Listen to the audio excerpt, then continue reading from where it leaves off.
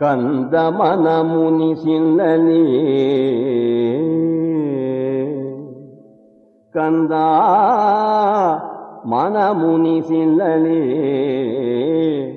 ನಾವೆಂದ ನುಡಿಗೊಡಬಡುವಿರಾದೊಡೆ ಮುಂದೆ ಪುರವಿದೆ ವಾರಣಾವತವು ಇನ್ನಿಗರುವತ್ತು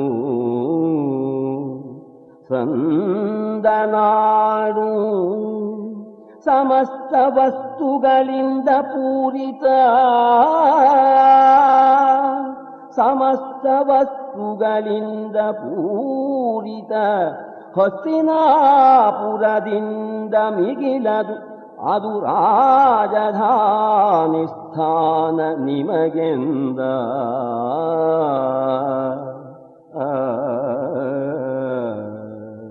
ಹಾಗಾದರೆ ನಾ ಹೇಳಿದ್ದು ಸರಿ ಸಮ ಅನ್ನಿಸಿದ್ರೆ ಹೇಳಿ. ಇಲ್ಲಿಗೆ ಸಮೀಪದಲ್ಲೇ ಇದೆ ವಾರಣಾವತ, 60 ಪರಗಣ ದೂರ ಇದೆ. ಫಲವತ್ತಾದಂತಹ ಭೂಮಿ, ನಮ್ಮ ಹಸ್ತಿನಾಪುರಕ್ಕಿಂತ ಚೆನ್ನಾಗಿದೆ ರಾಜಧಾನಿಯನ್ನು ಮಾಡಿಕೊಳ್ಳೋದಕ್ಕೆ ಅಂತ ಹೇಳ್ತಾರೆ. ಹಾಗೆ ಅಂತ ಹೇಳೋಣ. ಆಹಾ ಆಹಾ, ಅಹೋಭಾಗ್ಯ ಅಹೋಭಾಗ್ಯ ದೊಡ್ಡಪ್ಪ, ನಮ್ಮ ಪುಣ್ಯ, ನಿಮ್ಮ ಕರುಣೆಯೇ ಕರುಣೆ, ನಮ್ಮ ಪಾಲಿನ ಪ್ರಸಾದ ಇದು ದೊಡ್ಡಪ್ಪ, ಪ್ರಸಾದ.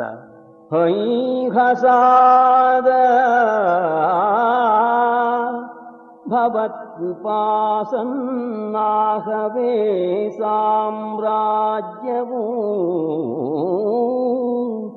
ಭವತ್ಕೃಪಾಸನ್ನಾಹವೇ ಸಾಮ್ರಾಜ್ಯವೂ ಆವುದನು ಹಿಸಿದೊಡೆ ಆ ಸ್ಥಿತಿಯೊಳಡಗಿಗೆವೆಂದು ವಿನಯದನಿ.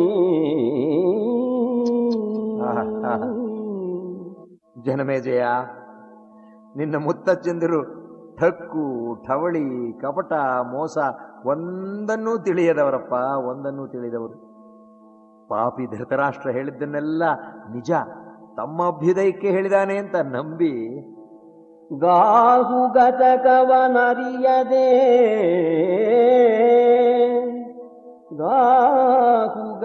ಗಾಹುಗತಕವನರಿಯದೆ ಇವರುತ್ಸಾಹದಲ್ಲಿ ಕೈಕೊಂಡು ಭೀಷ್ಮಗೆ ಬೇಗ ಬಿದುರ ದ್ರೋಣ ಮುಖ್ಯರಿಗೆ ಅರುಹಿದರು ಹದನ.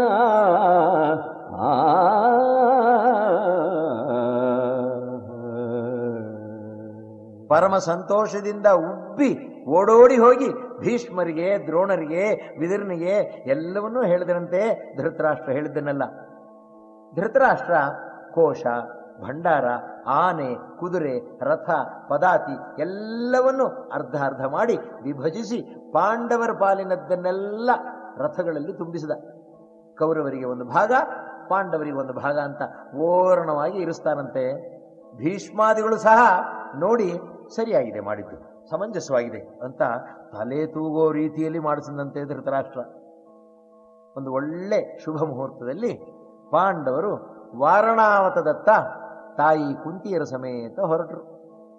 ಪೌರ ಜನರೆಲ್ಲ ಅವರಿಗೇನೋ ಅನಿಸಿರಬೇಕು, ನೆರೆದು ನಿಂತು ನೋಡ್ತಾ ಕಣ್ಣೀರಿಡ್ತಾ, ಅಯ್ಯೋ ಪಾಂಡವರು ಹೊರಟರು, ನಮಗಿನ್ನು ವನವಾಸವೇ ಗತಿ ಅಂತ ನೊಂದು ನುಡಿದರಂತೆ. ಪಾಂಡವರಿಲ್ಲದ ಊರು ಅರಣ್ಯಕ್ಕೆ ಸಮ ಅಂತ ಜನರು ಆಡಿಕೊಳ್ಳುವಷ್ಟು ಪ್ರೀತಿಯನ್ನು ಗಳಿಸಿದ್ರು ಪಾಂಡವಾದಿಗಳು. ಕೌರವರೆಲ್ಲ ಅವರನ್ನು ಕಳಿಸಿ ಮರಳಿದರು. ಭೀಷ್ಮ ವಿದುರಾದಿಗಳು ಅಲ್ಲಿಯೇ ಪಾಂಡವರೊಂದಿಗೆ ಸ್ವಲ್ಪ ಕಾಲ ಇದ್ದು ಸಮಾಧಾನವಾಗಿ ಮಾತನಾಡ್ತಾ ನಿಂತರಂತೆ. ವಿದುರ ಧರ್ಮರಾಜನನ್ನ ಪಕ್ಕಕ್ಕೆ ಕರೆದುಕೊಂಡು ಹೋಗಿ ಮೆಲ್ಲನೆ ಯುಧಿಷ್ಠಿರನ ಕಿವಿಯಲ್ಲಿ ಅವನಿಗೆ ಮಾತ್ರ ಅರ್ಥ ಆಗೋ ಒಗಟಿನಂತಹ ಭಾಷೆಯಲ್ಲಿ ಏನೋ ಹೇಳ್ದ. ಧರ್ಮರಾಜನು ಕೂಡ ಓ ಓ ಓ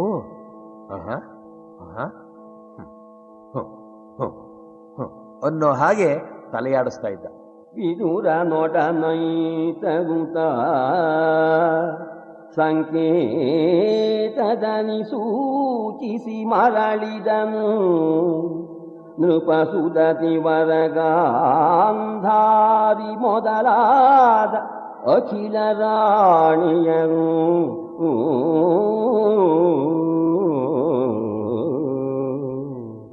ಮುದದ ಮುರುವಿನಲಿ ಇವರ ತೆಗೆದಪ್ಪಿದರು ಮುದದ ಮುರುವಿನಲಿ ಇವರ ತೆಗೆದಪ್ಪಿದರು ಭೂಪತಿ ಸಹಿತ ಕರುಶೋಕದಲ್ಲಿ ಕಳುಹಿಸಿಕೊಂಡು ಬಂದರು ಹಸ್ತಿನಾಪುರಕ್ಕೆ.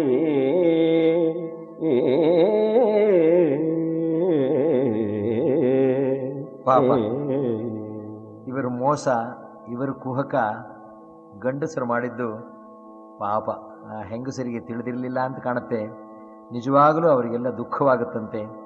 ಹಿಸ್ಸೆಯಾಗಿ ಅಣ್ಣ ತಮ್ಮಂದರು ಬೇರೆ ಬೇರೆ ಹೋಗುವಾಗ ನಿಜವಾಗಲೂ ಅವರ ಹೆಂಡಂದರಿಗೆ ತುಂಬ ದುಃಖವಾಗುತ್ತೆ. ಅಂದಹಾಗೆ ಜನಮೇಜಯ, ನನಗೆ ಅರ್ಥವಾಯಿತು ನೀನು ನನ್ನನ್ನು ಯಾಕೆ ಹೀಗೆ ನೋಡ್ತಾ ಇದೀಯಾ ಅಂತ. ವಿದುರ ಧರ್ಮರಾಜನಿಗೆ ಏನು ಹೇಳ್ದ ಅಂತ ಕೇಳ್ತಾ ಇದೆಯಲ್ಲ, ಒಗಟು ಮಾತಿನಲ್ಲಿ ಅವನು ಹೇಳ್ತಾನೆ, ಲೋಹ ಅಲ್ಲದಿದ್ದರೂ ದೇಹವನ್ನು ಕತ್ತರಿಸಬಲ್ಲ ಶಸ್ತ್ರವನ್ನು ಯಾರು ತಿಳ್ಕೋತಾರೋ ಅಂಥವನನ್ನು ಶತ್ರುಗಳು ಕೊಲ್ಲುವುದಕ್ಕೆ ಆಗೋದಿಲ್ಲ. ಹುಲ್ಲನ್ನು ಹಿಮವನ್ನು ಹಾಳು ಮಾಡೋ ವಸ್ತು ಮಹಾರಣ್ಯದೊಳಗೆ ಬಿಲದಲ್ಲಿ ಅಡಗಿರುವವುಗಳನ್ನು ಸುಡುವುದಕ್ಕೆ ಸಾಧ್ಯವಿಲ್ಲ. ಇದನ್ನು ಅರಿತುಕೊಂಡು ಯಾರು ತನ್ನನ್ನು ರಕ್ಷಿಸಿಕೊಳ್ತಾನೋ ಅವನು ಬದುಕ್ತಾನೆ. ಕಣ್ಣಿಲ್ಲದವನಿಗೆ ದಾರಿ ಕಾಣಿಸೋದಿಲ್ಲ, ದಿಕ್ಕೂ ತಿಳಿಯೋದಿಲ್ಲ.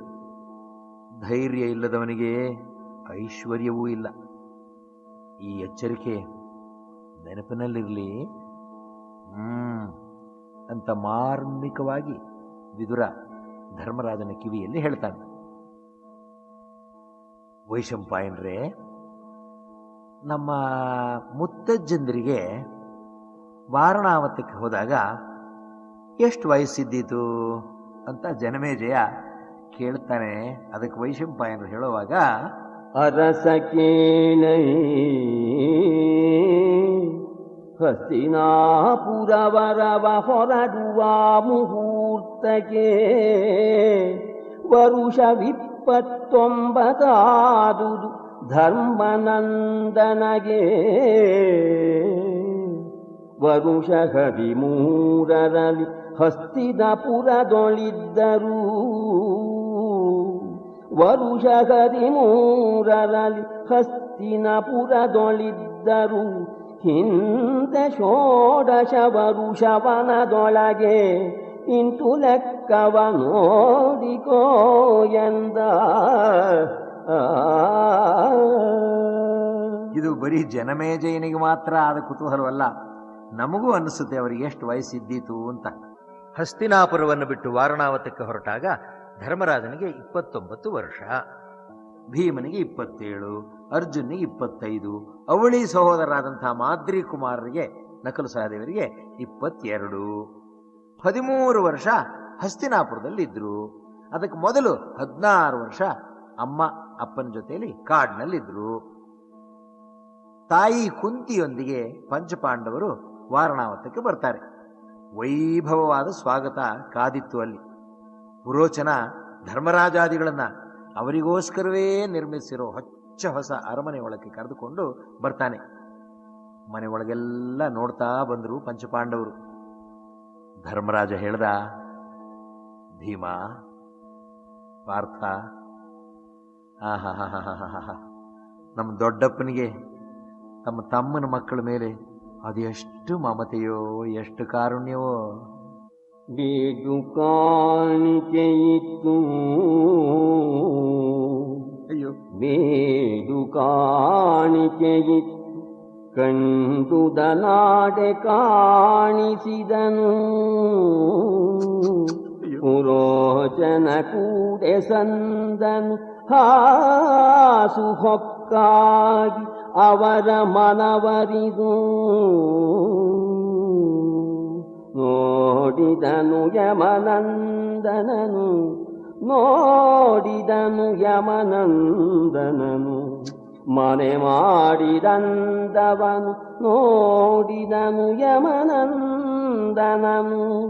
ಅರಗಿನರ ಮನೆಗೂಡುರಿವ ಬೇಳುವೆಯ ನೆನೆದರೆ ಬೊಪ್ಪನವರು ಅರಮನೆಗೂಡುರಿವ ಬೇಳುವೆಯ ನೆನೆದರೆ ಬೊಪ್ಪನವರೆಲ್ಲ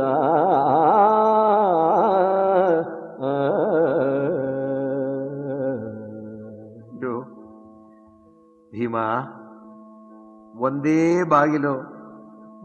ಬಾಗಿಲಿರುವಂಥ ಈ ದೊಡ್ಡ ಅರಮನೆಯಲ್ಲಿ, ಅರಗಿನ ಅರಮನೆಯಲ್ಲಿ ನಮಗೋಸ್ಕರವೇ ನಮ್ಮ ದೊಡ್ಡಪ್ಪ ಯಜ್ಞಕುಂಡವನ್ನ ಕಟ್ಟಿಸಿದ್ದಾರೆ ಕಣೋ. ಅರ್ಜುನ, ಯಮಳರೇ ಕೇಳಿ, ನಾವು 4 ಸಮಿತ್ತುಗಳು. ನಮ್ಮ ಅಮ್ಮ ಆಹುತಿ, ಭೀಮಸೇನ ಯಜ್ಞ ಪಶು, ಕುಮತಿ ಕಟ್ಟಿಸಿರೋ ಯಜ್ಞಕುಂಡ ಇದು. ಈ ಯಾಗದಲ್ಲಿ ಯಜ್ಞ ದೀಕ್ಷಿತನಾಗಿ ಕಂಕಣಬದ್ಧನಾಗಿ ಇರೋನು ದುರ್ಯೋಧನನೋ ಬೇರೆ ಯಾರೋ ನನಗೆ ಅರ್ಥವಾಗ್ತಾ ಇಲ್ಲ ಅರ್ಜುನ. ಸಮಿಧೆಗಳು ನಾವು 4 ಅಯ್ಯನ ರಮಣಿಯಾಹುತಿ. ಸಮಿಧೆಗಳು ನಾವು 4 ಅಯ್ಯನ ರಮಣಿಯಾಹುತಿ. ಭೀಮನೇ ಪಶು ಕುಮತಿ ಕಟ್ಟಿಸಿದ ಅರಮನೆ ಅಗ್ನಿಕುಂಡವಿದು.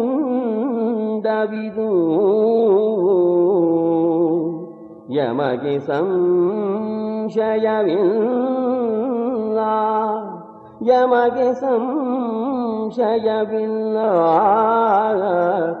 ರಾಜೋತ್ತಮನೋ ದುರ್ಯೋಧನನೋ ದೀಕ್ಷಾಕ್ರಮವಧರಿಸಿದವನ್ ಆವನು. ರಾಜೋತ್ತಮನೋ ದುರ್ಯೋಧನನೋ ದೀಕ್ಷಾಕ್ರಮವಧರಿಸಿದವನು ಆವನು. ಎಂದನು ನಗುತ ಯಮಸೂನು.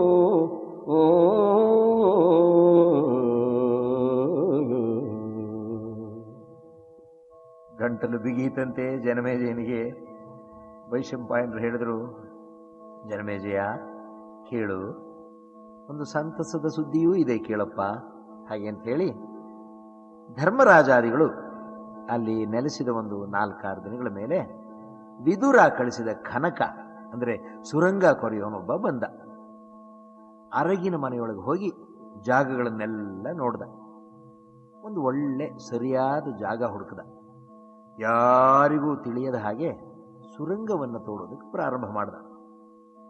ಇತ್ತ ಪುರೋಚನ ತನ್ನ ಕೆಲಸ ನಡೆಸೋದಕ್ಕೋಸ್ಕರ 5 ಅಣ್ಣ ತಮ್ಮಂದಿರು ಅವರ ತಾಯಿ ಒಟ್ಟಾಗಿ ಸೇರಿ ಒಂದೇ ಜಾಗದಲ್ಲಿ ಮಲಗಿ ನಿದ್ರಿಸೋದನ್ನೇ ನಿರೀಕ್ಷಿಸ್ತಾ ಇದ್ದ. ಒಂದು ದಿನ ಕುಂತಿ ಒಂದು ಹಬ್ಬ ಮಾಡಿ ಅನೇಕರಿಗೆ ಊಟ ಹಾಕಿದ್ಲು. ಅಭ್ಯಾಗತರಾಗಿ ಬಂದವರ ಪೈಕಿ ಒಬ್ಬ ವಯಸ್ಸಾದ ಹೆಂಗಸು, ಅವಳ 5 ಗಂಡು ಮಕ್ಕಳು ಇದ್ರು. ಒಂದು ದಿನ ಹಬ್ಬದಲ್ಲಿ ಭೂಸುರ ವೃಂದ ಉಂಡುದು. ಪಂಚಪುತ್ರಿಕೆಯೆಂದು ಬೇಡತಿಯೊಬ್ಬಳಿದ್ದಳು ಸುತರು ಸಹಿತ. ಜನಮೇಜಯ, ಷಣ್ಣಾಂ ಮನುಷ್ಯ ಚಿಂತಾನಾಂ ಸಪ್ತಮಂ ದೈವ ಚಿಂತನಂ ಅನ್ನೋ ಹಾಗೆ ತಾನೊಂದು ಬಗೆದರೆ ದೈವ ಒಂದು ಬಗೆಯಿತ್ತಪ್ಪ. ಇದು ಬಹಳ ಸಹಜವಾದ ವಿಷಯ. ಅಂದಿನಿರು ಉರೋಚನನು ತಾನೊಂದ ನೆನೆದರೆ ದೈವಗತಿ ಬೇರೊಂದ ನೆನೆದುದು. ಅಂದಿನಿರುಳು ಪುರೋಚನನು ತಾನೊಂದ ನೆನೆದರೆ ದೈವಗತಿ ಬೇರೊಂದ ನೆನೆದುದು. ಕೇಳು ಜನಮೇಜಯ ಮಹೀಪಾಲ. ಅಲ್ಲವೇ? ಆ ದೈವ ಮಾಡೋದಕ್ಕೆ ಕಾಣದ ಕೈ ಅಂತ ಹೇಳ್ತಾರೆ. ಆದ್ದರಿಂದಲೇ ಸತ್ಯ ಧರ್ಮಕ್ಕೆ ಬೆಲೆ ಇದೆ. ಯಾವುದೋ ಕಾಣದ ಕೈ ಬಂದು ಒಳ್ಳೆಯವರನ್ನ ಕಾಪಾಡ್ತದೆ. ಪುರೋಚನ ನೆನೆದದ್ದೇ ಒಂದು, ದೈವ ನಡೆಸಿದ್ದೇ ಒಂದು ಆಯಿತು. ವಿದುರ ಕಳಿಸಿದ ಕನಕ ಮನೆಯೊಳಗಿಂದ ಕೊರೆದಿದ್ದ ಬಿಲ ಸಿದ್ಧವಾಯಿತು. ಪುರೋಚನಿಗೆ ಇದು ಎಲ್ಲಾದರೂ ತಿಳಿದೀತು ಅಂತ ಕೊರೆದಿದ್ದ ಜಾಗದ ಬಾಯಿಯನ್ನು ಮುಚ್ಚಿ ಅದರ ಮೇಲೆ ಒಂದು ಒಳ್ಳೆಯ ಜಮಖಾನವನ್ನು ಹಾಸಿದ್ರು. ರಾತ್ರಿ ಹೊತ್ತು ಪಾಂಡವರು ತಮ್ಮ ತಮ್ಮ ಆಯುಧಗಳೊಂದಿಗೆ ವಾಸ ಮಾಡ್ತಾ ಇದ್ರು. ಹಗಲು ವೇಳೆ ಬೇಟೆ ನೆವದಲ್ಲಿ ಹೊರಗೆ ಇರ್ತಾ ಇದ್ರು. ನಂಬಿಕೆ ವಿಶ್ವಾಸ ಇರದೇ ಇದ್ರೂ ಕೂಡ ವಿರೋಚನ್ನಲ್ಲಿ ಬಹಳ ಸ್ನೇಹವಾಗಿಯೇ ನಡ್ಕೊಳ್ತಾ ಇದ್ರು. ಬಾಪ್ಪ, ಹೇಗಪ್ಪ ಇದೆಯಾ, ಎಲ್ಲ ನಿಮ್ಮ ಮನೇಲಿ ಆರೋಗ್ಯವೇ, ಆಹಾ ಅಂತ ಮಾತನಾಡಿಸ್ತಾ ಇದ್ರು. ಇವರ ಏರ್ಪಾಟು ಅಗೆಯುವವನೊಬ್ಬನಿಗೆ ಹೊರತು ಬೇರಾರಿಗೂ ಗೊತ್ತಿರಲಿಲ್ಲ. ಸರಿಸುಮಾರು 1 ವರ್ಷ ಕಾಲ ಪಾಂಡವರು ಆ ಮನೆಯಲ್ಲಿದ್ದರು. ತನ್ನ ಸಂಚಿನ ಬಗೆಗೆ ಪಾಂಡವರಿಗೆ ಸಂಶಯ ಬಂದಿಲ್ಲ ಅಂತ ಖಾತರಿ ಮಾಡಿಕೊಂಡು ಪುರೋಚನ ಮನಸ್ಸಿನಲ್ಲೇ ಸಂತೋಷವಾಗಿದ್ದ. ಒಂದು ದಿನ ಧರ್ಮರಾಜ ತಮ್ಮಂದರನ್ನೆಲ್ಲ ಕರೆದು, ಈ ಪಾಪಿ ವಿರೋಚನ ನಮಗೆಲ್ಲ ಅವನು ಮೋಸ ತಿಳಿದಿಲ್ಲ ಅಂತ ಭಾವಿಸಿರೋ ಹಾಗಿದೆ. ಸುರಂಗ ಸಿದ್ಧವಾಗಿದೆ. ನಾವು ತಪ್ಪಿಸ್ಕೊಂಡು ಹೋಗೋದಕ್ಕೆ ಇದು ಸರಿಯಾದ ಸಮಯ. ನಾವು ತಪ್ಪಿಸ್ಕೊಳ್ಳೋದಕ್ಕೆ ಮುಂಚೆ ಆಯುಧ ಶಾಲೆಗೆ ಬೆಂಕಿ ಹಚ್ಚಿ ಒಳಗಿರೋ ಪುರೋಚನನನ್ನು ಸುಡಬೇಕು. ನಮಗೆ ಬದಲಾಗಿ ಇನ್ನಾರಾದರೂ 6 ಜನರು ಬೇಕಾಗಿದ್ದಾರೆ. ಹಾಗೆ ಅಂತ ಧರ್ಮರಾಜ ಹೇಳ್ದ. ಅವತ್ತೇ ಕುಂತಿ ಹಬ್ಬ ಮಾಡಿ ಹಲವರಿಗೆ ಊಟ ಹಾಕಿದ್ದು. ಅವತ್ತು ಊಟಕ್ಕೆ ಬಂದಿದ್ದವರ ಪೈಕಿಯೇ ಮೊದಲೇ ಹೇಳಿದ ಹಾಗೆ ಒಬ್ಬ ಮುದುಕಿ, ಅವಳ 5 ಗಂಡು ಮಕ್ಕಳು ಇದ್ದರು. ಅವರ ಅತಿಯಾದ ಮದ್ಯ ಸೇವಿಸಿ ಮನೆಯೊಳಗೆ ಒಂದೆಡೆ ಒಂದೇ ಜಾಗದಲ್ಲಿ ಮಲಗಿ ನಿದ್ರೆ ಮಾಡ್ತಾ ಇದ್ರು. ರಾತ್ರಿ ಒಂದು ಸಂದರ್ಭದಲ್ಲಿ ಪುರೋಚನ್ನು ನಿದ್ರೆ ಮಾಡ್ತಾ ಇದ್ದ. ಅವನು ನಿದ್ರೆಯೊಳರಿಯದಿರಲು ಆ ಭವನ ಮುಖದಲ್ಲಿ ಕಿಚ್ಚನೊಟ್ಟಿಸಿ ಪವನ ಸುತ ಸಹಿಸಿವರು ಹಾಯ್ದರು ಬಿಲದ ಮಾರ್ಗದಲ್ಲಿ. ಅವರು ಬೆಂದರು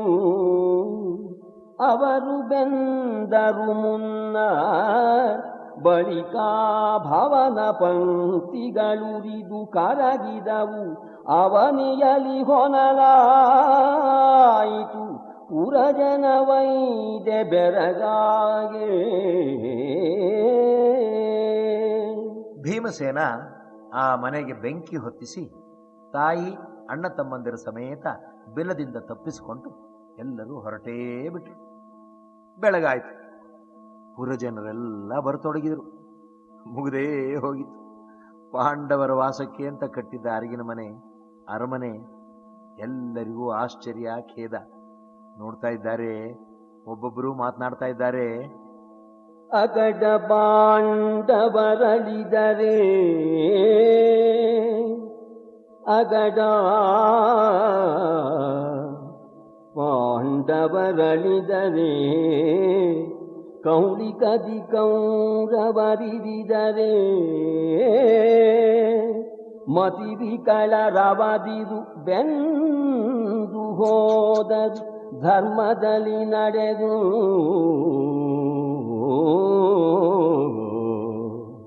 ಪ್ರಕಟ ಪಾಪರಿಗಹುದು ಸಾಮ್ರಾಜ್ಯಗವು. ಪ್ರಗಡ ಪಾಪರಿಗಹುದು ಸಾಮ್ರಾಜ್ಯಕವು. ಧರ್ಮಾತ್ಮರಿಗೆ ಈ ಪರಿವಿಕಟದೆ, ಧರ್ಮಾತ್ಮರಿಗೆ ಈ ಪರಿವಿಕಟದೆ ಅಸುರ ರಾಜ್ಯವೆಂದು ಪೌರಜನ ಮರುಗಿ.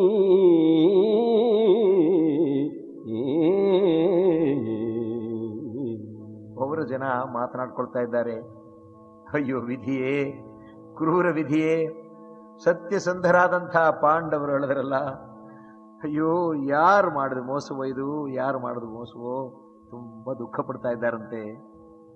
ಮುನ್ನ ಬೆಂದನಲ ಪುರೋಚನ ಪುಣ್ಯದು ಲೇಸಾಯಿತು ಹದನು ಮುನ್ನ ಬೆಂದನಲ ಪುರೋಚನ ಕುನ್ನಿಯದು ಅದು ಲೇಸಾಯಿತು ಹದನು ಆಪನ್ನರಾದರೆ ಅವ್ಯಯರು ಸಹಿತ ಅಗಡ ಪಾಂಡವರು ಇನ್ನು ಸುಡು ಸುಡು ಧರ್ಮ ಸಂಪ್ರತಿಪನ್ನ ಗುಣರಾಚಾರಗಳ ಸಂಪನ್ನತೆಯನು ಧರ್ಮ ಸಂಪ್ರತಿಪನ್ನ ಗುಣರಾಚಾರಗಳ ಸಂಪನ್ನತೆಯ ಸುಡು ಎಂದೊರಲಿ ಮರುಗಿತು ನಿಖಿಲ ಪರಿವಾರ.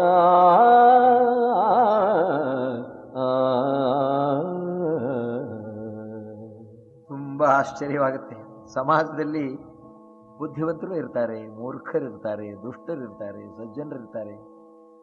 ಧರ್ಮದಲ್ಲಿ ನಡೆಯುವವರಿಗೆ ಇಂಥ ಕಷ್ಟ, ಏನು ಗತಿ, ಅಧರ್ಮಿಗಳಿಗೆ ಕಾಲವಾಯ್ತಲ್ಲ ಅಂತ ಹೇಳಿ ವಿಧಿಯನ್ನ ನಿಂದಿಸೋರೂ ಇದ್ದಾರೆ.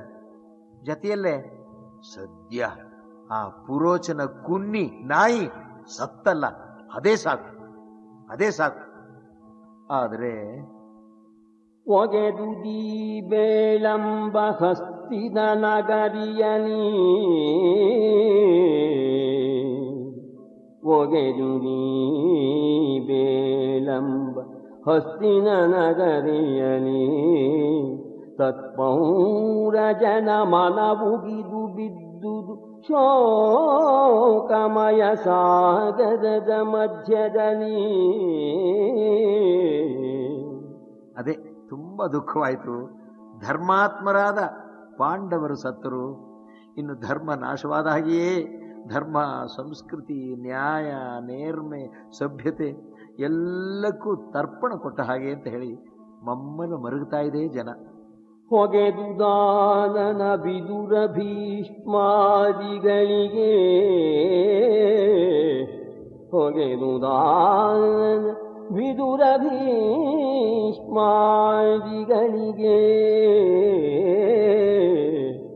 ಧೃತರಾಷ್ಟ್ರ ಸುತರಿಗೆ ದುಗುಡ ದಡ್ಡಿಯ ಹರುಷ ಸಿರಿ ಹೊಕ್ಕಳು ಮುಖಾಂಬುಜವ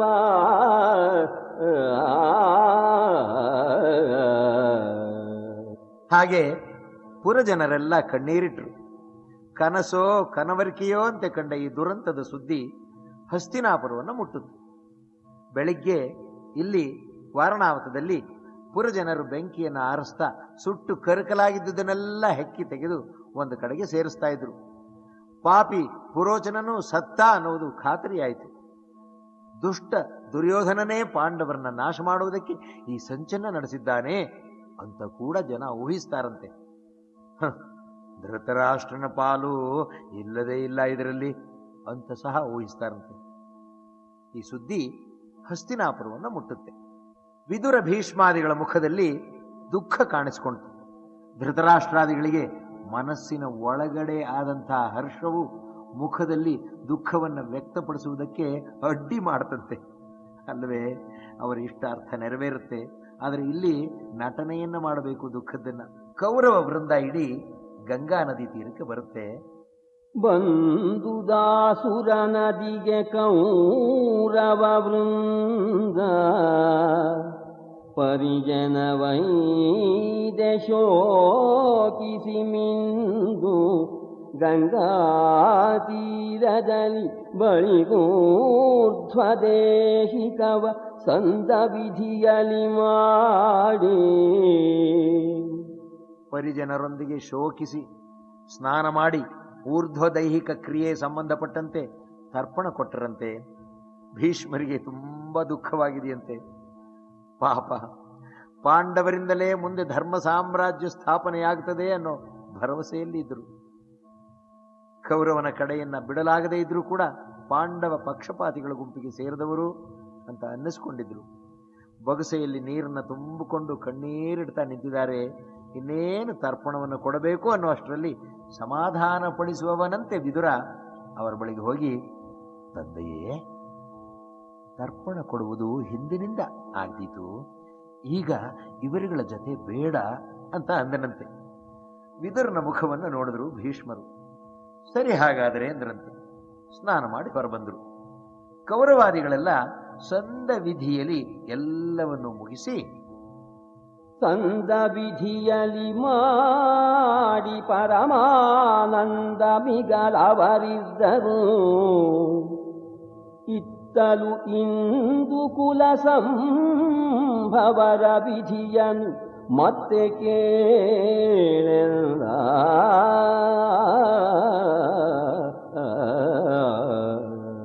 ಹಸ್ತಿನಾಪುರದಲ್ಲಿ ಪರಮಾನಂದದಲ್ಲಿ ಇದ್ದರಂತೆ ಕೌರವರು. ಜನಮೇಜಯ, ಇತ್ತ ನಮ್ಮ ಇಂದುಕುಲ ಸಂಭವರಾದ ಪಾಂಡವರ ಗತಿ ಏನಾಯಿತು ನೋಡೋಣವೇ. ಇತ್ತ ಪಾಂಡವರು ಸುರಂಗ ಮಾರ್ಗದಿಂದ ತಪ್ಪಿಸಿಕೊಂಡು ಹೊರಬರ್ತಾರೆ. ಅತ್ತ ಹಸ್ತಿನಾಪುರಕ್ಕೆ ಸುದ್ದಿ ಮುಟ್ಟಿ ಧೃತರಾಷ್ಟ್ರ ಅವನ ಮಕ್ಕಳು ಪ್ರೇತ ಕರ್ಮ ಮುಗಿಸಿ ಮೊಸಳೆ ಕಣ್ಣೀರು ಸುರಿಸಿ ತರ್ಪಣ ಕೊಡ್ತಾರೆ. ಜನ ಈ ದುರಂತದ ವಾರ್ತೆ ಕೇಳಿ ಭಯವಿಹ್ವಲರಾಗ್ತಾರೆ. ನಾಗರಿಕರಲ್ಲಿ ಕೆಲವರು ಪಾಂಡವರನ್ನ ದುರ್ಯೋಧನನೇ ಕೊಲ್ಲಿಸಿದ್ದಾನೆ ಎಂದು ಹೇಳಿದರೆ, ಇನ್ನು ಕೆಲವರು ಧೃತರಾಷ್ಟ್ರನಿಗೂ ಇದು ತಿಳಿಯದೇ ಇಲ್ಲ, ಅವನ ಬೆಂಬಲದಿಂದಲೇ ಈ ಕ್ರೂರ ಕಾರ್ಯ ನಡೆದಿದೆ ಅಂತ ಆಡಿಕೊಂಡರು. ಅಲ್ಲಲ್ಲಿ ಶೋಕ ಸಭೆ ಸೇರಿ ಸಂತಾಪ ವ್ಯಕ್ತಪಡಿಸಿದರು. ನಿನ್ನ ಆಸೆ ನೆರವೇರಿತೆ ಅಂತ ಕೇಳಿ ಅರಸನಿಗೆ ಬರೆಯಲು ಕೂಡ ಮನಸ್ಸು ಮಾಡ್ತಾರೆ. ಸುರಂಗವನ್ನು ಕೊರೆದ ಅಗೆತದವನು ಸುಟ್ಟ ಕರ್ಕಲನ್ನು ಹುಡುಕುವವನಂತೆ ನಟನೆ ಮಾಡಿ ಸುರಂಗದ ಬಾಯನ್ನ ಪತ್ತೆ ಸಿಗದಂತೆ ಮುಚ್ಚಿಬಿಟ್ಟ. ಅತ್ತ ಪಾಂಡವರು ತಾಯಿ ಕುಂತಿಯ ಸಮೇತ ಬಿಲದಲ್ಲಿ ನಡೆದು ಹೊರಗೆ ಬರುತ್ತಾರೆ. ಗಂಗಾ ತೀರಕ್ಕೆ ಬಂದರು. ಅಲ್ಲಿ ನಾವೆಯೊಂದನ್ನು ಸಿದ್ಧವಾಗಿಟ್ಟುಕೊಂಡ ಒಬ್ಬ ನಾವಿಕ ಇದ್ದ. ಆತ ತನ್ನನ್ನು ವಿದುರ ಕಳಿಸಿದ ಅಂತ ಹೇಳಿದ. ಇಷ್ಟು ಹೇಳಿದರೆ ಧರ್ಮರಾಜ ನಂಬುವುದಿಲ್ಲ ಅಂತ ವಿದುರನಿಗೆ ಗೊತ್ತಿತ್ತು. ಆದ್ದರಿಂದ ತಾನು ಧರ್ಮರಾಜನನ್ನ ವಾರಣಾವತಕ್ಕೆ ಬೀಳ್ಕೊಟ್ಟ ದಿನ ರಹಸ್ಯವಾಗಿ ಕಿವಿಯಲ್ಲಿ ಹೇಳಿದ ಮಾತನ್ನೇ ಈ ನಾವಿಕನೂ ಹೇಳಿದ. ಆಗ ಯುಧಿಷ್ಠಿರನಿಗೆ ನಂಬಿಕೆ ಬಂತು. ನಾವೆಯಲ್ಲಿ ಸುಖವಾಗಿ ಗಂಗೆಯನ್ನು ದಾಟ್ತಾರೆ.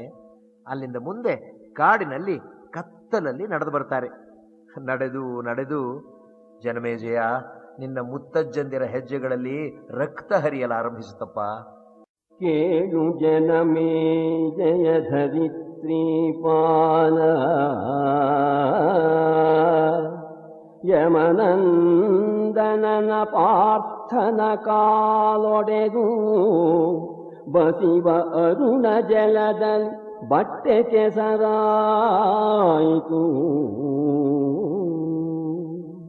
ಮೇಲೆಯ ಮಳರ ಕುಂತಿಯರನೇ ವೇಲುವೆನು, ಮೇಲೆಯ ಮಳರ ಕುಂತಿಯರನೇ ವೇಲುವೆನು.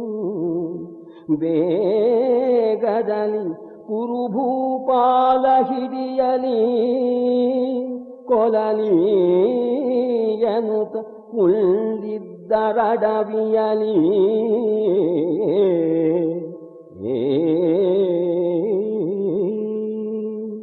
ಧರ್ಮರಾಜ ಪಾರ್ಥರಿಗಿಂತ ಹೆಚ್ಚಾದ ಯಾತನೆ ನೋವು ನಕಲ ಸಹದೇವರಿಗೆ, ಕುಂತಿಗೆ. ಅಯ್ಯೋ, ಆ ದುರ್ಯೋಧನ ಬೇಗ ಬಂದು ನಮ್ಮನ್ನು ಹಿಡಿದುಕೊಂಡು ಹೋಗಬಾರದೇ ಅಂತ ನೊಂದು ನುಡಿಯುತ್ತಾಳೆ ಕುಂತಿ. ಅಷ್ಟೇ ಅಲ್ಲ, ಅಯ್ಯೋ ನನ್ನನ್ನು ಅಲ್ಲೇ ಅರಿಗಿನ ಮನೆಯಲ್ಲೇ ಸಾಯ ಬಿಡದೆ ಇಲ್ಲಿಗೆ ಎಳೆತಂದು ಚಿತ್ರವಧೆ ಮಾಡಿ ಕೊಲ್ಲುತ್ತಿದ್ದಾನಲ್ಲ ಈ ಭೀಮಾ, ಇವನೇ ನನ್ನನ್ನು ಕೊಲ್ಲುತ್ತಿದ್ದಾನೆ ಅಂತ ಕಣ್ಣೀರು ಸುರಿಸುತ್ತಾಳೆ ಕುಂತಿ. ಉರಿಯ ಮನೆಯನಿ ಸಾಯನೀಯದೆ ಸೆರಗ ಹಿಡಿದು ಎಳೆತಂದು ಕೊಯ್ದನು ಕೊರಳನು. ಅಕಟ ಭೀಮನೇ ಹಗೆ ಎಂದಳ ಕುಂತಿ. ಅರಸ ಹಿಡಿಯಲಿ ದಾನವರು ನಿಂದಿರಿಕೆಯಲಿ ನುಂಗಲಿ. ಅರಸ ಹಿಡಿಯಲಿ ದಾನವರು ನಿಂದಿರಿಕೆಯಲಿ ನುಂಗಲಿ. ಕೃತಾರ್ಥರು ಧರೆಯೊಳವೆಂದು ಒದರಿದರು ಮಾದ್ರಿ ಕುಮಾರಕರು.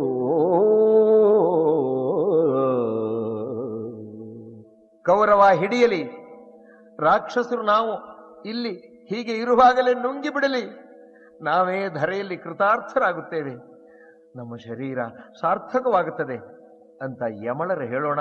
ಓ ಸಾಕು ಸಾಕು ಸಾಕು, ನಾ ಇರುವಾಗ ನೀವು ಹೀಗೆ ಸಂಕಟ ಪಡಬೇಕೇ ಅಂತ ಸಾಕು ಸಾಕು ಆನಿರಲು ಹೆಕ್ಕಳವೇಕೆ, ಸಾಕು ಸಾಕು ಆನಿರಲು ಹೆಕ್ಕಳವೇಕೆ, ಹೋ ಹೋ ಎನ್ನುತ್ತ. ಓಹೋ ಓಹೋ, ನಾನಿರುವಾಗ ನೀವು ಹೀಗೆ ಮಾಡಬಹುದೇ ಅಂತ ಹೇಳಿ ಒಂದು ಭುಜದ ಮೇಲೆ ಅಮ್ಮ ಕುಂತಿಯನ್ನು, ಇನ್ನೊಂದು ಭುಜದ ಮೇಲೆ ಅಣ್ಣ ಧರ್ಮಜನನ್ನು ಕೂರಿಸಿಕೊಂಡು ಹೊತ್ತನು ನೂಕಿಹೆಗಳೆರಡರಲಿ ಕುಂತಿಯ ಧರ್ಮನಂದನನ ಆ ಕಿರೀಟಿಯ ನೆಡದಲ್ಲಿ ಆ ಮಾದ್ರಿ ಕುಮಾರ ಬಲದ ಬದಿಯೊಳಗೌಕಿ ನಡೆದನು ಭೀಮನು, ಒಡೆ ಹಾಯ್ದೊದೆದು ಕಲು ಮರಣ.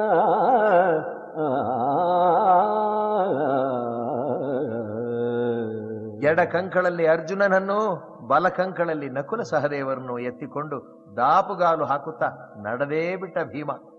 ದಾರಿಯಲ್ಲಿ ಸಿಕ್ಕ ಕಲ್ಲು ಮುಳ್ಳುಗಳನ್ನ ಕಾಲಲ್ಲಿ ಒದೆಯುತ್ತಾ ತಳ್ಳುತ್ತಾ ಸರಿಸುತ್ತಾ ಬಲು ದೂರ ನಡೆದು ಬಂದ.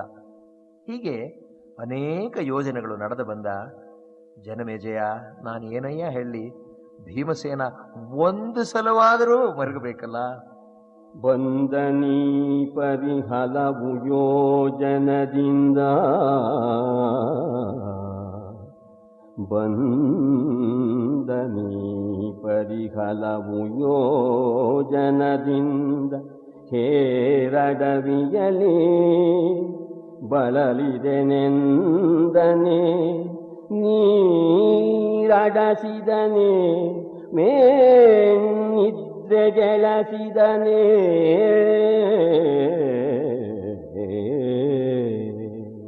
ಬಹುದೂರ ನಡೆದು ಬಂದ ಮೇಲೆ ಸುರಕ್ಷಿತವಾದ ಒಂದು ಜಾಗದಲ್ಲಿ, ಅರಣ್ಯ ಪ್ರದೇಶದಲ್ಲಿ ಎಲ್ಲರನ್ನೂ ಇಳಿಸಿದ. ಕಮಲಪತ್ರದಲ್ಲಿ ನೀರು ತುಂಬಿಕೊಂಡು ಬಂದು ಅಮ್ಮ ಅಣ್ಣ ತಮ್ಮಂದರಿಗೆ ಕೈಕಾಲು ಮುಖ ತೊಳೆಯುವುದಕ್ಕೆ ಕುಡಿಯುವುದಕ್ಕೆ ನೀರು ಕೊಡ್ತಾನಂತೆ. ತಂದು ಕಾನನ ಮಧ್ಯದಲ್ಲಿ ತರುವೃಂದರಡಿಯೊಳಗಿಳುಗಿ, ತಂದು ಕಾನನ ಮಧ್ಯದಲ್ಲಿ ತರುವೃಂದರಡಿಯೊಳಗಿಳುಗಿ, ಬಳಿಗರವಿಂದದೆಲೆಯಲಿ ನೀರ ತಂದು ಎರೆದನು ಮಹೀಶರಿಗೆ.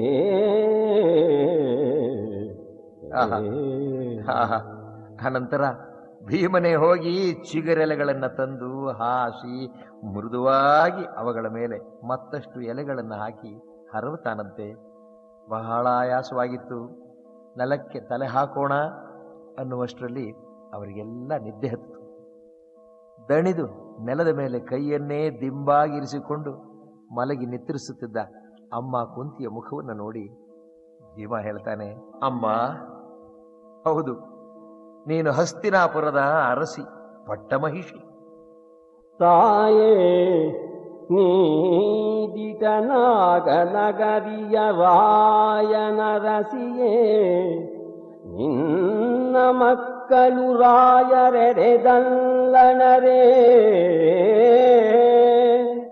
ಭಾರಿಯ ಬಾಹು ವಿಕ್ರಮರೇ.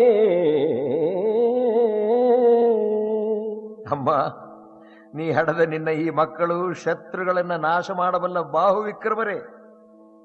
ಆದರೆ ನಮ್ಮನ್ನ ಈ ಅವಸ್ಥೆಗೆ ತಂದ ಸೋಮವಂಶದ ರಾಯತನ ಎಂತಹುದು ಅಮ್ಮ, ಎಂತಹುದು ಹೇಳು. ಈ ಅವಸ್ಥೆಗೆ ಸೋಮವಂಶದ ರಾಯತನವೆಂತಹುದು,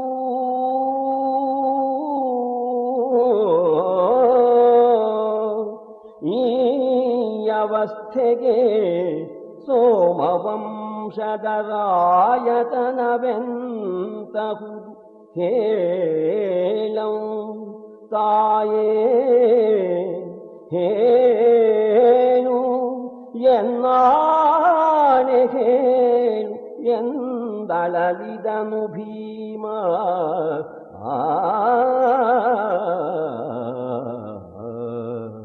ಹೇಳು ಅಮ್ಮ ಹೇಳು, ನನ್ನಾಣೆ ಹೇಳು ಅಮ್ಮ ಅಂತ ಹೇಳಿ ಕಂಬನಿಗರದ ಭೀಮಸೇನ ನಡೆದು ನಡೆದು ಬಳಲಿ ಮಲಗಿ ನಿದ್ರಿಸಿದ ಅವರಿಗೆಲ್ಲ ಭೀಮ ಉಪಚಾರ ಮಾಡುತ್ತಿರುವ ದೃಶ್ಯವನ್ನ ಕವಿ ನಾರಣಪ್ಪ ಕಣ್ಣಿಗೆ ಕಟ್ಟು ಹಾಗೆ ಚಿತ್ರಿಸಿದ್ದಾನೆ. ಜನನಿಯಂಘ್ರಿಯನೊತ್ತಿ ಯಮನಂದನನ ಚರಣವ ಮುರಿದು ಬಳಿಕ ಅರ್ಜುನನ ಯಮಳರ ಪದವನೆಚ್ಚರದಂತೆ ಹಿಡಿಕಿಸುದ ಅನಿಬರಿರವನು ನೋಡಿ ಪೂರ್ವವನೆನೆದು ಬಿರಿ ಬಿರಿದಳುತ್ತ ಪೂರ್ವವನೆನೆದು ಬಿರಿ ಬಿರಿದಳುತ್ತ ಘನಕಾನನದ ಮಧ್ಯದನೀತನಿದ್ದನು ಹಿರಿದು ಚಿಂತಿಸುತ್ತ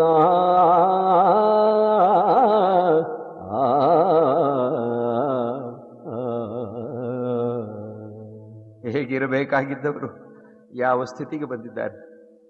ಹಿಂದಿನದನ್ನೆಲ್ಲ ನೆನೆದು ಪಾಪ ಭೀಮನಿಗೆ ಕಣ್ಣೀರು ಬರ್ತಾ ಇದೆಯಂತೆ. ಭೀಮನಿಗೆ ದಣವಾಗಿಲ್ಲವೇ? ಆಗಿದೆ. ಇತರರಿಗೆ ಆಗಿರುವುದಕ್ಕಿಂತ 10 ಪಟ್ಟು ಇವನಿಗಾಗಿದೆ. ಆಯಾಸವಾಗಿ ಕಣ್ಣು ಎಳೆದಂತಾದಾಗ ಮುಖವನ್ನು ನೀರಿನಿಂದ ತೊಳೆದುಕೊಳ್ತಾ ಇದ್ದಂತೆ. ಪ್ರಾಣಾಯಾಮ ಮಾಡಿ ದಣಿವಾರಿಸಿಕೊಂಡು ಪುನಃ ಎಚ್ಚರದಿಂದ ಕಾವಲಿದ್ದನಂತೆ. ಔಕುಬುದು ಬಲು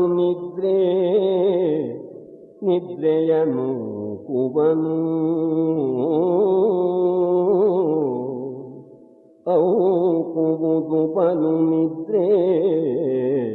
ನಿದ್ರೆಯನು ಕುಬನು ಕಣ್ಣೆವೆಗಳಲ್ಲಿ ನಸುತೂ ಕಡಿಗೆ ತಲೆದೋರಿದೊಡೆ ಮೈಗೆದರುವನು ಕೈಯೊಡನೆ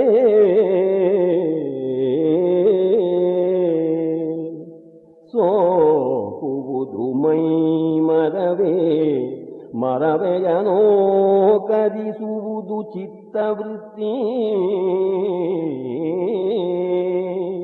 ಸೋಕುವುದು ಮೈ ಮರವೆಯನೋ ಕರಿಸುವುದು ಚಿತ್ತವೃತ್ತಿ ನಿರಾಕುಲಾಂತ ಕರಣನಾದನು ಬಳಿಕ ಕಲಿ ಭೀಮ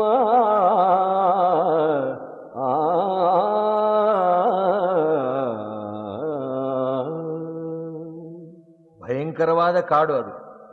ಆ ಕಾಡಿನಲ್ಲಿ ದುಷ್ಟ ಮೃಗಗಳು ಇದ್ದವು. ತಾನು ಮೈಮರೆತು ನಿದ್ದೆ ಹೋದರೆ ಅವು ಬಂದು ತಮ್ಮನ್ನು ಮುಗಿಸಿಯೇ ಬಿಡುತ್ತವೆ ಅನ್ನೋ ಹೆದರಿಕೆಯಿಂದ ಎಚ್ಚರವಾಗಿಯೇ ಇದ್ದ ಕಲಿಭೀಮ. ವಾರಣಾವತದಲ್ಲಿ ತಲೆಗೆ ಬಂದ ವಿಪತ್ತು ಮಂಜಿನ ಹಾಗೆ ಕರಗಿತು. ಇದನ್ನೇ ಯೋಚಿಸಿಕೊಂಡು ಕಿಂಚಿತ್ ಸಮಾಧಾನಗೊಂಡಿದ್ದ ಪಾಂಡವರಿಗೆ ಮತ್ತೊಂದು ವಿಪತ್ತು ಬರಲಿದೆಯೋ ಅನ್ನುವಂತೆ, ಜನಮೇಜಯ ಕೇಳಪ್ಪ, ಧರಣಿಪತಿ ಕೇಳೊಂದು ಮಾರಿಯ ಮುರಿವನಿವರಿಗೆ ತದ್ವನಾಂತರದರಸು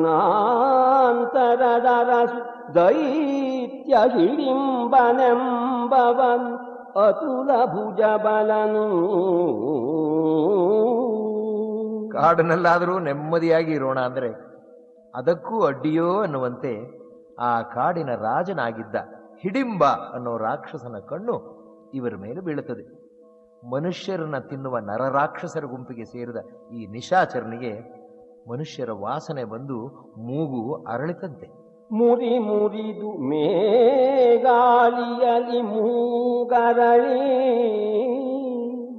ಮಾನವ ಗಂಧವಿದು ಗೋಚರಿಸಿತು ಮಾನವ ಗಂಧವಿದು ಗೋಚರಿಸಿತು ಯತನೋ ಮಹಾದೇವಾಯನುತ ಬೆರಗಾರ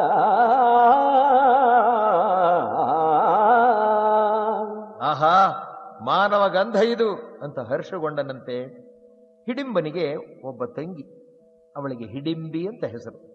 ಅವಳನ್ನು ಕರೆದು ಉತ್ಸಾಹದಿಂದ, ತಂಗಿ, ನಮಗಿಂದು ಹಬ್ಬ, ಮನುಜ ಮಾಂಸ ಪುಷ್ಕಳವಾಗಿ ಸಿಗ್ತದೆ, ಅಲ್ಲದೆ ನಮಗೆ ನಾವು ಮಾಡಿದ ಪುಣ್ಯದ ಫಲ ಇದು ಅನ್ನತಾನಂತವನು. ತಾಯೆ ಬಾರು ತಂಗಿ,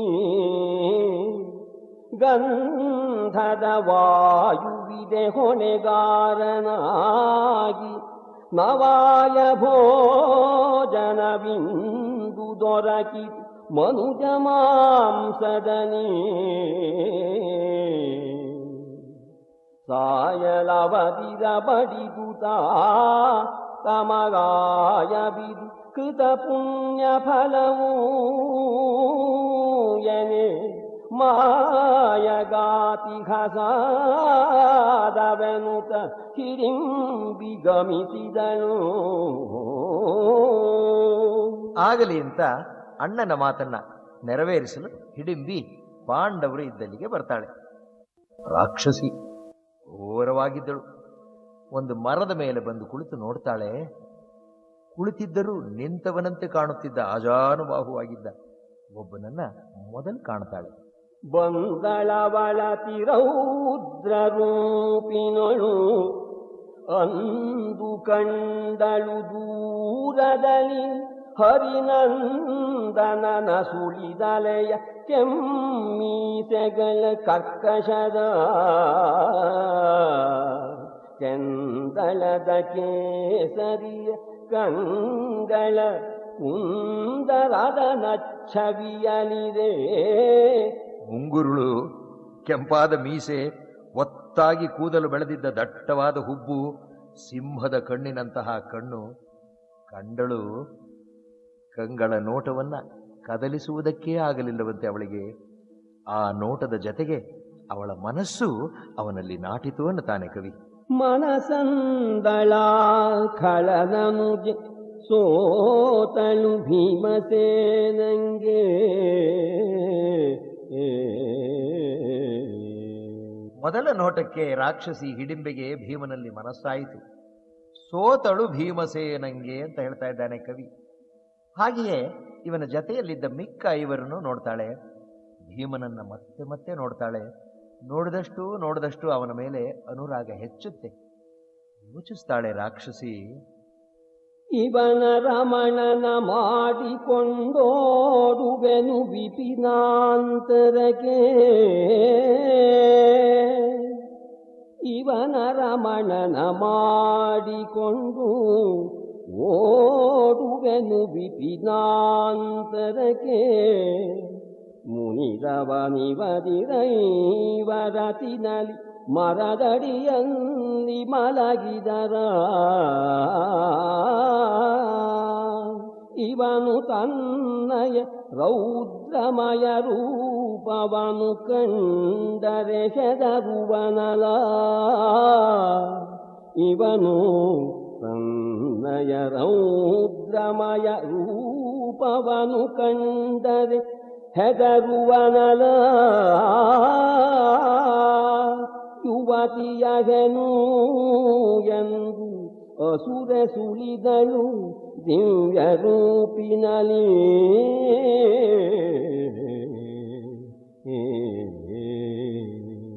ಹೌದು, ರಾಕ್ಷಸರಿಗೆ ಕೆಲವು ವಿಶೇಷ ಶಕ್ತಿಗಳು ಇರ್ತವೆ.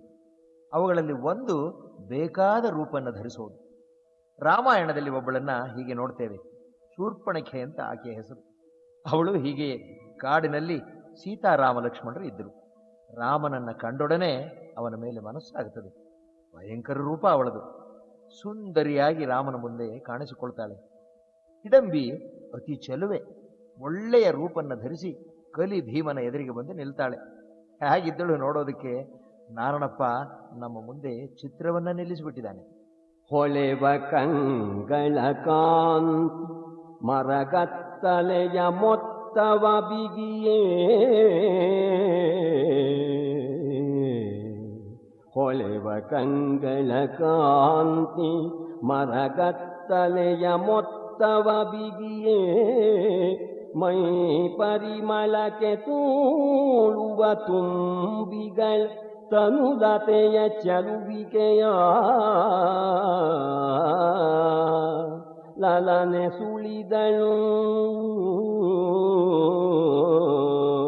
ಲಲನೆ ಸುಳಿದಳು ಕುಚದ ಭಾರಕ್ಕೆ ಬಳುಕೆ ನಡು ಬಿಡದೊಲೆದು ಮೇಲುದ ತಳೆಯೇ ಸುಳಿಗುರುಳೊಲೆಯನು ಆ ಕಲಿ ಭೀಮನಿದಿರಿನಲಿ ಲಲನೆ ಸುಳಿದಳು.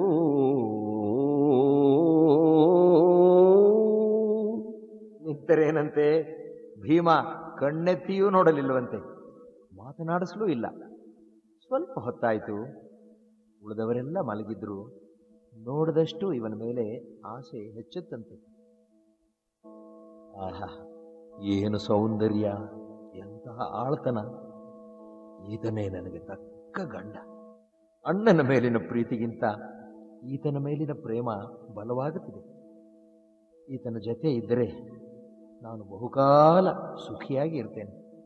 ಇರಲಿ, ಇಲ್ಲಿ ಮಲಗಿ ನೆಮ್ಮದಿಯಾಗಿ ನಿದ್ರೆ ಮಾಡುತ್ತಿದ್ದಾರಲ್ಲ ಈ ಸುಂದರಿ ಕೋಮಲಾಂಗಿ ಯಾರಿರಬಹುದು? ಓ, ಇವರ ತಾಯಿಯೇ ಇರಬೇಕು.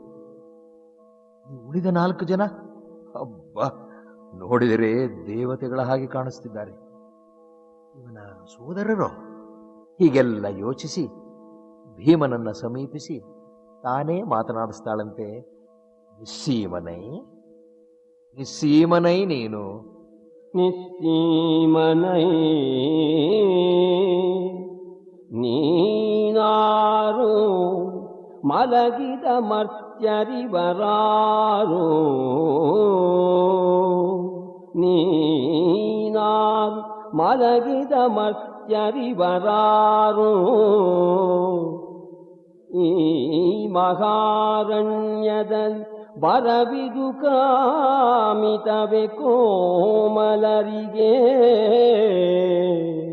ಈ ಮಹಾರಣ್ಯದಲ್ಲಿ ಬರವಿದು ಕಾಮಿತವೆ ಕೋಮಲರಿಗೆನೆ. ಆಹಾ ಆಹಾ, ರಾಕ್ಷಸಿಯಾದರೇನು, ಅವರಲ್ಲೂ ವಿದ್ಯಾವಂತರು ಸುಸಂಸ್ಕೃತರು ಇರುವುದಿಲ್ಲವೇ? ಅವರಲ್ಲಿಯೂ ಪ್ರೇಮ ಅನ್ನುವುದು ಇರುವುದಿಲ್ಲವೇ?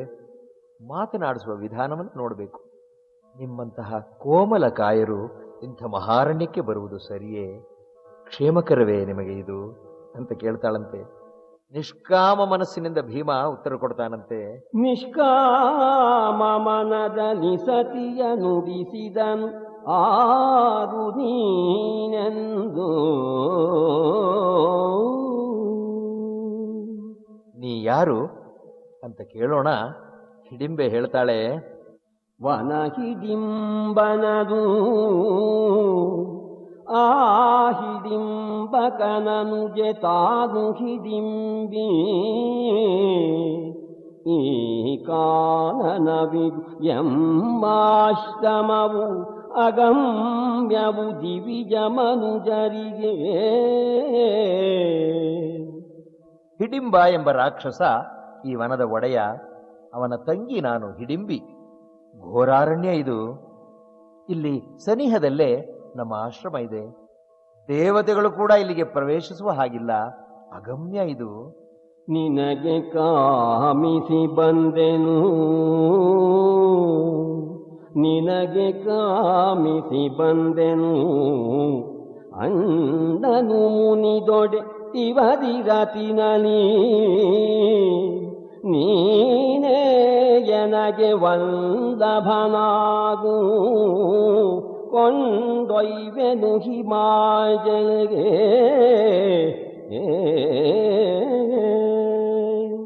ನಿನ್ನ ಮೇಲೆ ಮನಸ್ಸಾಯಿತು ನನಗೆ. ನಿನ್ನನ್ನು ಕಾಮಿಸಿ ಬಂದಿದ್ದೇನೆ.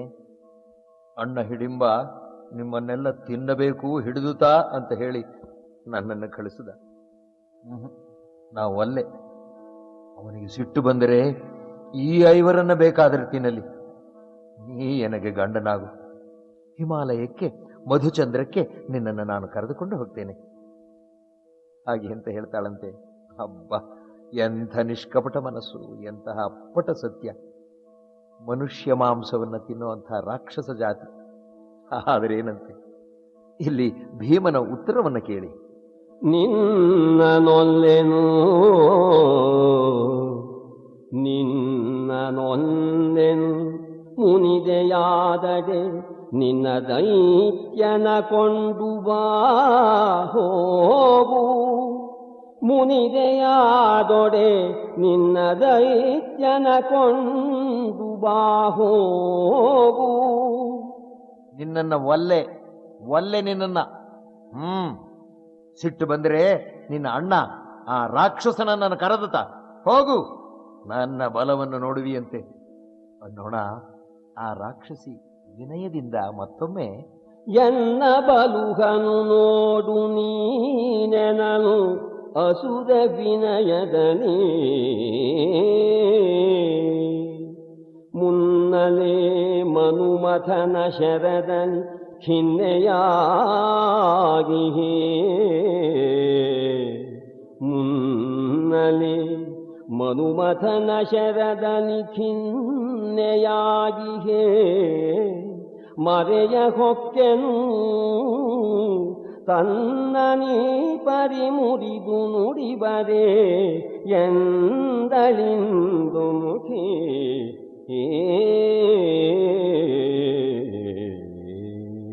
ನೋಡು ನನ್ನನ್ನ, ಒಮ್ಮೆ ನೋಡು. ಮನ್ಮಥನ ಬಾಣದಿಂದ ಈಗಾಗಲೇ ನೊಂದಿದ್ದೇನೆ ನಾನು, ನಿನ್ನನ್ನು ಆಶ್ರಯಿಸಿದ್ದೇನೆ. ಹೀಗೆ ಹೇಳುವುದು ಉಚಿತವೇ ಉಚಿತವೇ ಅಂತ ಕೇಳ್ತಾಳೆ. ಅಷ್ಟರಲ್ಲಿ ಆ ಮನುಷ್ಯರನ್ನ ಹಿಡಿದು ತರಲು ಹೇಳಿದ ತಂಗಿ ಇನ್ನೂ ಬರಲಿಲ್ಲ ಅಂತ ಹೇಳಿ ಜನಮೇಜಯ ರೌದ್ರಾಕಾರ ತಾಳಿದ ಆ ರಾಕ್ಷಸ ಹಿಡಿಂಬ ಅನುಜೆ ತಳುವಿದಳೆಂದು ರೋಷಸ್ತನಿತ ಗದ್ಗದ ಕಂಠನು ಒರೆದೆದ್ದನು ಮಹೀಮಂಡಲವನು ಉಗ್ರಾಂಬಕನ ಡೊಂಬಿನಲಿ. ಅನಿಲ ಸುತ ಬಿದಿರೆದ್ದನು. ಓಹೋ ತಂಗಿ ಹಿಡಿಂಬಿ, ಇವನ ಮೇಲೆ ನಿನಗೆ ಮನಸ್ಸಾಯಿತೋ?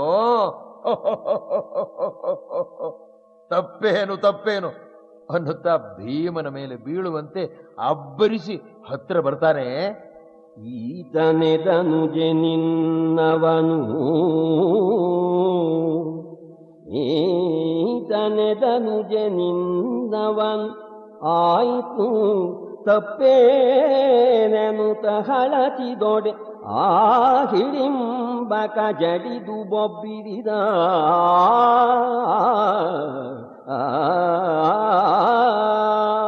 ಏಯ್, ಹರಚಬೇಡವೋ ನಾಯಿ, ಮೆಲ್ಲಗೆ ಮಾತಾಡಿ ಕದನಕ್ಕೆ ಬಾರೋ. ಮನೆಗೆ ನಿದ್ರಿಸ್ತಾ ಇದ್ದಾರೆ, ಎಚ್ಚರವಾಗಿ ಬಿಡ್ತದೆ ಅವರಿಗೆ. ನಾಯಿ, ಒರಲ ಬೇಡವೋ ಕುನ್ನಿ, ಒರಲ ಬೇಡವೋ ಕುನ್ನಿ, ಮೆಲ್ಲನೆ ತರುಬಿ ಕಾದುವುದು ಎಲವೋ. ಮೈ ಮರೆದೊರಗಿದವರೇಳ್ವರು ಕಣ ಸತ್ತಂತೆ ಸಾರೆನುತ. ಹಿಡಿಂಬನ ಚುಟ್ಟು ಹಿಡಿದು ಎತ್ತಿ ನೆಲಕ್ಕೆ ಕುಕ್ಕರಿಸಿ ದೊಡ್ಡ ಮರವೊಂದಕ್ಕೆ ದಬ್ಬಿ ಅಮುಕ್ತಾನಂತೆ. ಸತ್ತಂತೆ ಸಾರೋ ಅಂತ ಹೇಳ್ತಾ ಇದ್ದಾನಂತೆ. ನಾರಣಪ್ಪನ ಈ ಮಾತಿಗೆ ಎಲ್ಲಿಂದ ತರೋಣ ನಾವು? ತರುಬಿ ಹಿಡಿದ ಭೀಮ ಬೆನ್ನಿನೊಳೆರಗಿದನು, ಹೆಮ್ಮರಕ್ಕೆ ಹಾಯಿದು ಮುರಿದು ಹೊಯ್ದು ಹಿಡಿಂಬ ಕೊಡಹಿದನು ಅನಿಲ ನಂದನ. ತಿಗಣೆಯನ್ನ ಒರೆಸಿ ಹಾಕೋ ಹಾಗೆ ತೀಡಿ ಕೊಂದು ಹಾಕಿಬಿಟ್ಟ ಹಿಡಿಂಬನನ್ನ. ಧರ್ಮರಾಜಾದಿಗಳಿಗೆ ಎಚ್ಚರವಾಗುತ್ತೆ. ನೋಡ್ತಾರೆ, ದೊಡ್ಡ ಮರ ಉರುಳಿ ಬಿದ್ದರೆ ಹೇಗೆ ಕಾಣಿಸ್ತೋ ಹಾಗೆ ಬಿದ್ದಿದೆ ಹಿಡಿಂಬನ ಹೆಣ. ವನನ, ಯಾಕಪ್ಪ ನಮ್ಮನ್ನು ಎಬ್ಬಿಸ್ಲಿಲ್ಲ? ಕಳಕಳದೊಳಿಬರೆದ್ದು ಇವನತಿ ಬಲ ಮಹಾದೇವ, ಇವನತಿ ಬಲ ಮಹಾದೇವ ಎಮ್ಮನೆಬ್ಬಿಸಿ ಬಳಿಕ ಕಾದದೆ ತಮ್ಮ ಕೆಡಿಸಲು ಕಾಕ ಬಳಸಿದೆನ.